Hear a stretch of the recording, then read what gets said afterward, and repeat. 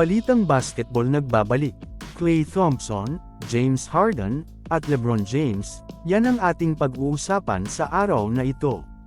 Simula pa lang ng first round ng playoffs noong nakaraang season, sinabi ni Draymond Green na magtatagpo ang Golden State Warriors at Los Angeles Lakers sa second round ng playoffs. Naging tama ang kanyang hula.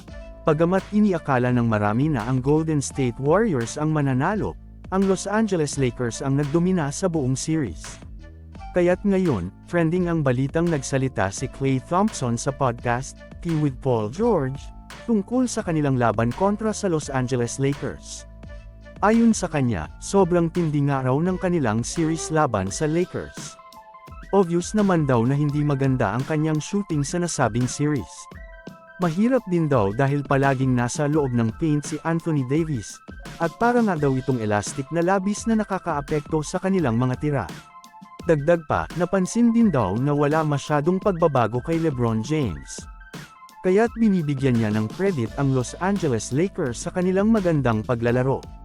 Ano ang masasabi mo dito? Mag-comment lang. Samantala ako naman tayo sa sumunod na balita na kung saan, matapos nga ang disappointing season ng Philadelphia 76ers, ay kaliwat kanan na nga ang mga rumors at balita patungkol sa posibleng paglipat ni James Harden. Na rumors na nga rin ito na lilipat sa Los Angeles Lakers subalit hindi nga ito natuloy. Kaya naman ngayon nga ay trending ang isang balita na inilabas ni Shams Charania ng ESPN, na kung saan, ayon nga dito na ang Philadelphia 76ers at ang Los Angeles Clippers ay expected na mag-restart ng discussions nila para sa trade na gagawin kay James Harden ngayong off-season, na kung saan, ayon nga sa report na ito, ay pag-uusapan ng muli ng Sixers at Clippers ang trade patungkol kay Harden, at malaki nga ang chance na mag-done deal ito, dahil parehas naman na may sapat na assets ang dalawang kupunan na ito para gumawa ng isang blockbuster trade. Ano ang masasabi mo dito? Mag-comment lang. Samantala ako naman tayo sa huling na balita na kung saan, sobrang daming rumors nga ang kumakalat patungkol sa posibleng paglipat ni LeBron James sa Dallas Mavericks next off-season, dahil matatapos na nga ang kontrata nito sa Los Angeles Lakers next season. Ayun nga sa mga NBA insiders na may chance nga na mapunta itong si LeBron James sa Dallas Mavericks, dahil nga dito kay Kyrie Irving.